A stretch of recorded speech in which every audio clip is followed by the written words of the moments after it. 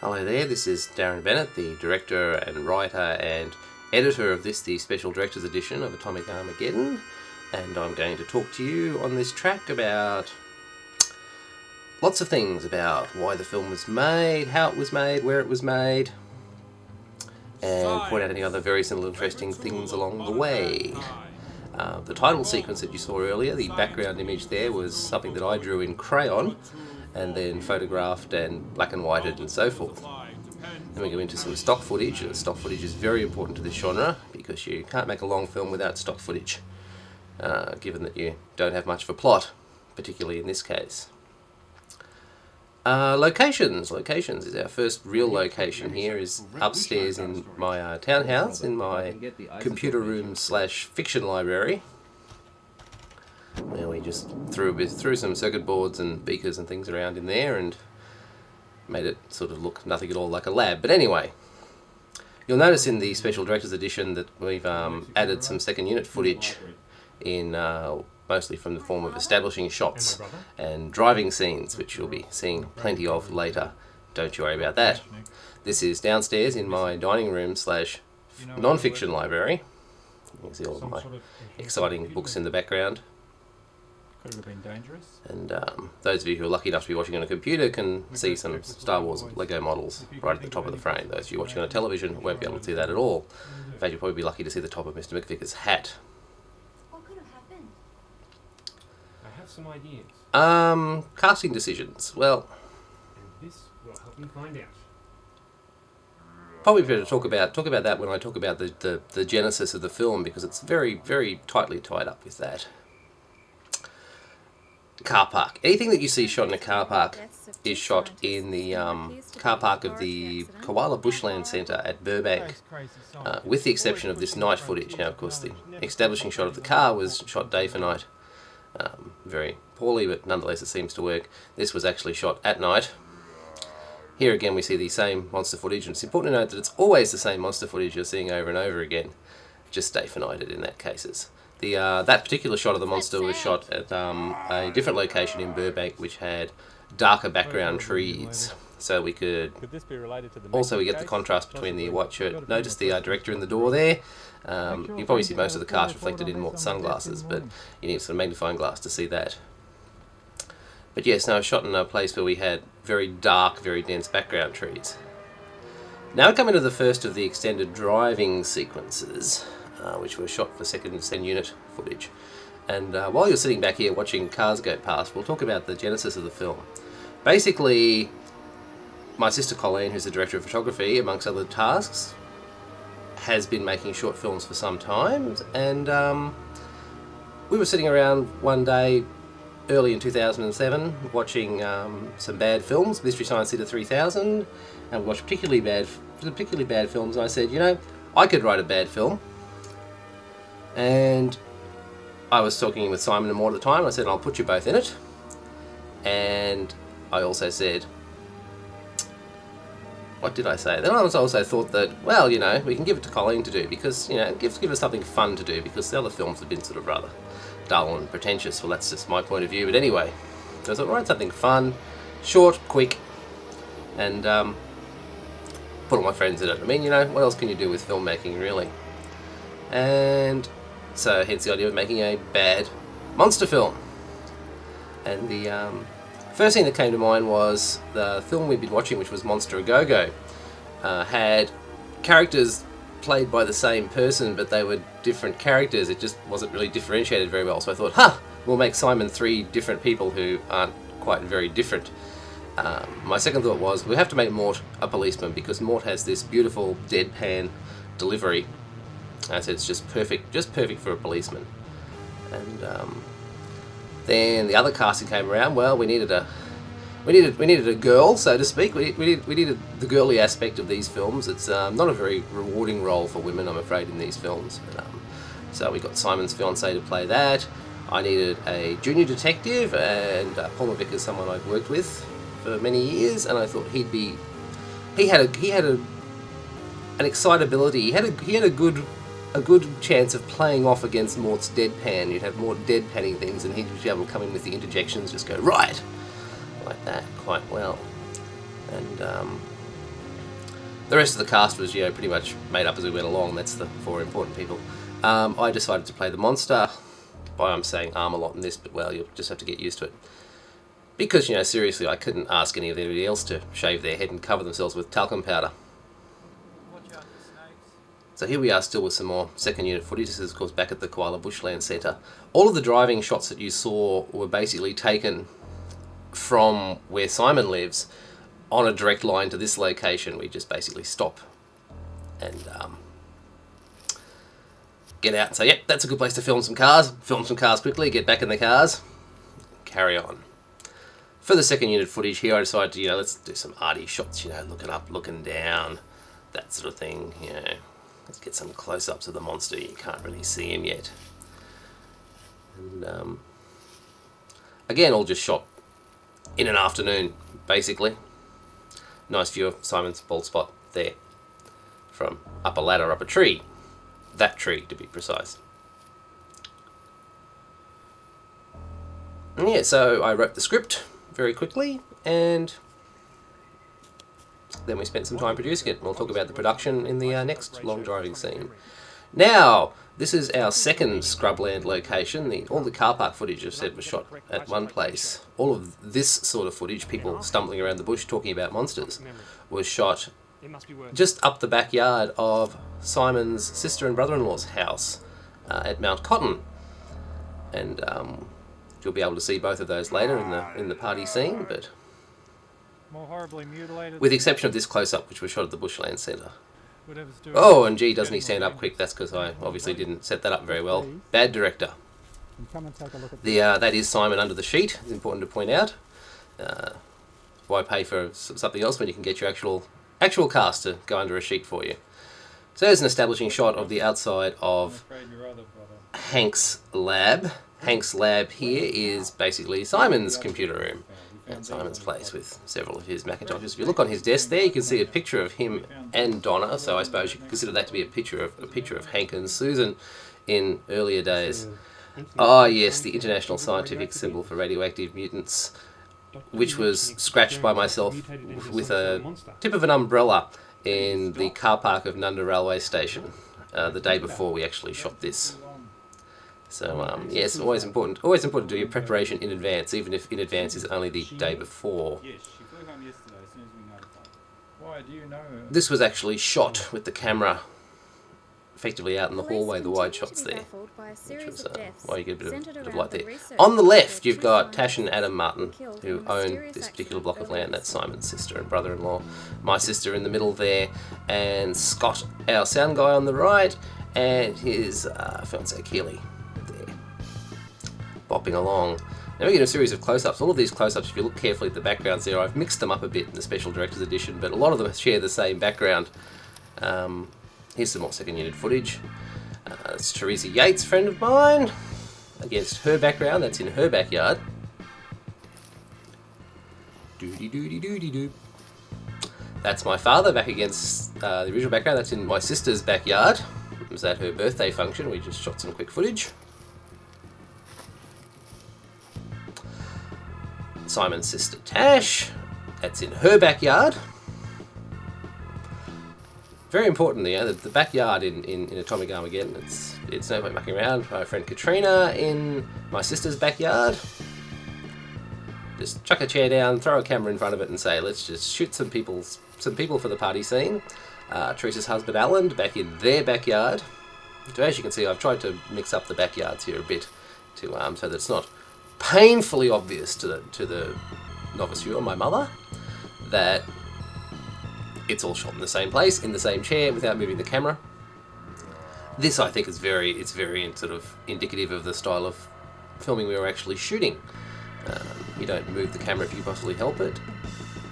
In many cases, I'm using the first take if I possibly can. The first take where the words are right, you use that take. Nighttime establishing shot. All of these establishing shots of the exteriors of the Mechnik's lab and Hank's lab were shot at a business park near where Simon lives. We didn't get all the night footage we wanted because we got kicked out by a security guard, but well, there you go. We got enough to be able to use. Now here in the Special Director's Edition, we've put in the footage of Donna coming down the stairs there, Yes.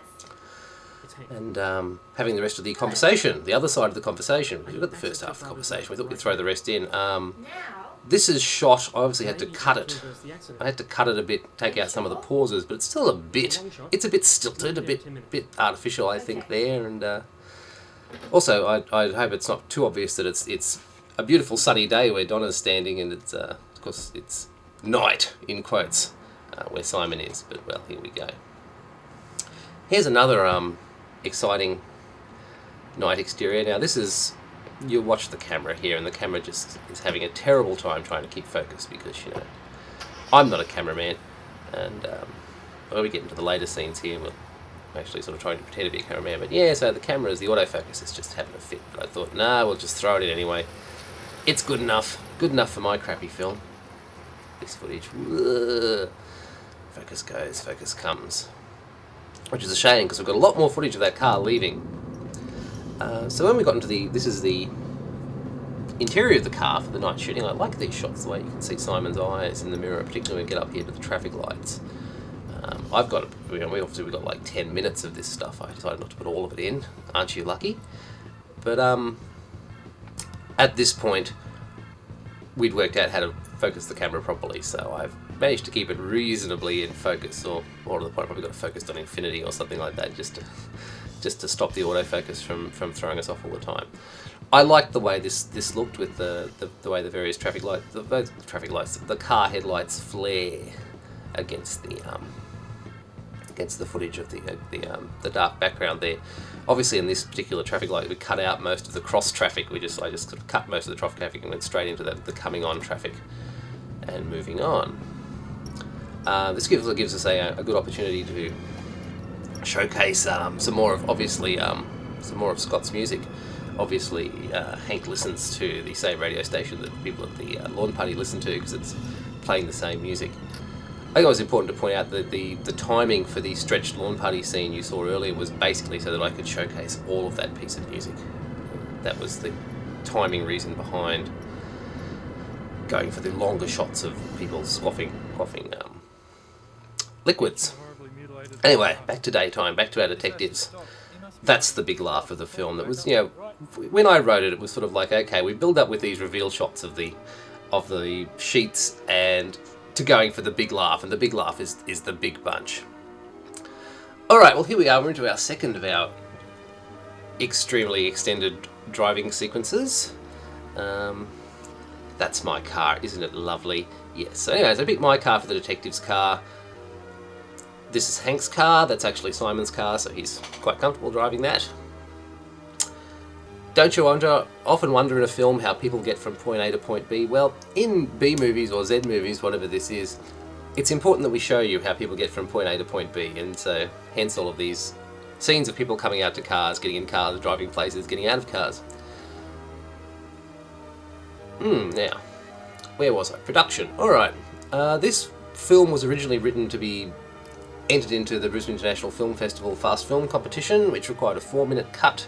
We also entered into the 3 Thumbs Up Film Competition, which required a 5-minute cut.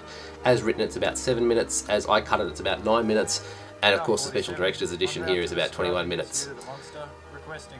We basically, I mean, the way that the biff works is you get told the secret ingredient, which in this case was a magnifying glass that you saw right at the start of the film, and you have 50 days to complete the film. Well, normally you don't find it out until the middle of May. In this case, they dropped us on us a month early and we weren't ready. So we basically had to scrape together 2 days where I could get most of the cast together. I suppose where I could get all of the cast together, because that was important, and where I could at least get most of the crew and shoot. Now, the first shooting day was in April 29th, 2007, and the second shooting day was May 13th, 2007, which of course happened to be Mother's Day. So we didn't get all of the crew for that, but we didn't have a lot of choice. We had to have it in on May 31st. So, you know, given some time to offload the footage and edit it, that had to be done. This, by the way, is just outside Simon's complex. Was just on the right there. That's the shopping centre across the road from him. This is again on the way to the bushland, standing in the middle of a roundabout shooting this, which is quite fun. You get some strange looks from people passing by. Anyway, yeah, so we shot over 2 days. The first day we shot the footage at my house, which is in my lab in the dining room, in the dining library, for a better description. And then we went out to Adam and Tasha's place and shot all of the scrub work out there. On the second day, we shot the monster, and then we shot all the stuff in the car park at Burbank, and then we went to Simon's place and shot what was at Simon's place. And of course, then there's also the 3 or 4 hours we spent shooting second unit footage, of which this is some. Suppose I should also give a shout out to earlier in the earlier driving scene, Carl's car, which was actually Donna's car. Everybody's car should get a shout out here. And editing, well, then all the footage was basically given to my sister, and her business partner Dylan put together the 4-minute Biff version, which was submitted to Biff and got nowhere, and the 5-minute 3 thumbs up version, which was a finalist. We went down to Beadley and had a good night down there. Didn't win, but you know, I've got a certificate. It's hanging up at home. That's all that really matters. And yeah, so then at that point, I started editing my versions, and it's now, for those who are interested in such things, it's now August the 15th, 2007, which gives you an idea of how long I've been working on these things. But once I finish laying this track down, it's done. It's finished, it's over. And what have I got now? Less than 5 minutes to go. 5 minutes to go. Well, of course, that's not true. I have to put the DVD together. We have to have the glittering premiere. Oh dear, another car got into my carefully composed shot there. Well, you can't really stop cars getting into shot when you're standing in the middle of a public roundabout. And that's the end of that much of the second unit footage there, but we're back into the first day shooting here. With the extended version, of course, I've had the ability to be able to take these shots and, well, show them to the full extent of their glory. This must stop now. You go that way. I've been saying around recently, actually, I said the difference between my sister's 7-minute version and my 9-minute version is that she's editing it as if there's a good film in there, and I appreciate that there isn't, and I'm editing it as if it's a bad film, which is what it's supposed to be. And part of that process is just leaving things running a little bit long. So you start scenes a little bit early, you let them go a little bit late, in as much as you've got the footage to be able to support that sort of thing. And I just couldn't get any good light plane footage, I'm afraid. So if I'd had the time, I'd go out to Redcliffe Airport and shoot some, but that's not going to happen. So we just threw that in there. One of the influences for my style of filmmaking is the incomparable Coleman Francis, one of whose themes in his films is such films as Skydivers and Red Zone Cuba, or Night Train to Mundo Fina, if you know it by that name, is light planes. He's obviously has access to a lot of light planes, so off he goes. So with the end, I mean, we pretty much left the ending alone here. I've just edited in some more of this second unit monster footage that we shot, which of course gives us a chance to show more of Scott's wonderful music. One of the great parts about this really long version is I get to take all of the music that Scott wrote, or at least supplied. Don't know if he wrote it specifically for this film, but it certainly supplied it. We actually showed Scott some of the bad films that we'd watched, particularly with the theme that you hear during the lawn party that I refer to as the theme from Atomic Armageddon, is a riff off the kind of music you heard in these sort of films. But certainly by having the extended version, we get to hear all of Scott's music, which is, I think, it's definitely worthwhile. It definitely helps make the film, particularly in scenes like this, which would otherwise just be people going crunch, crunch, crunch. Because we're in a drought here, you know, everything's very dry, the ground's covered with dry bark, and there's a lot of crunching going on. Very nice scream there, I thought. And again, you'll notice that it's just, if everybody's seen the trailer, in the trailer I cut that little bit a lot more tightly. In this version, just, you know, it's sort of like they're all turning and reacting, but not quite as fast as you'd think this sort of thing would happen. But yeah, so other than little things like that, I've pretty much left the end game alone here. In fact, you know, as much as possible, I've just copied the edits out of the 9-minute version, put them into this version because I'm inherently lazy. And 19 minutes, 20 minutes, we're at the 20-minute mark. Dum, dum, dum. If I never see this car park again in my life, I'll be very happy. I was supposed to have a big death, but quite frankly, the ground's it's covered with gravel, really sharp gravel, and I wasn't going to flop onto that. So I thought, no, we'll just lower myself down gently and cut around it.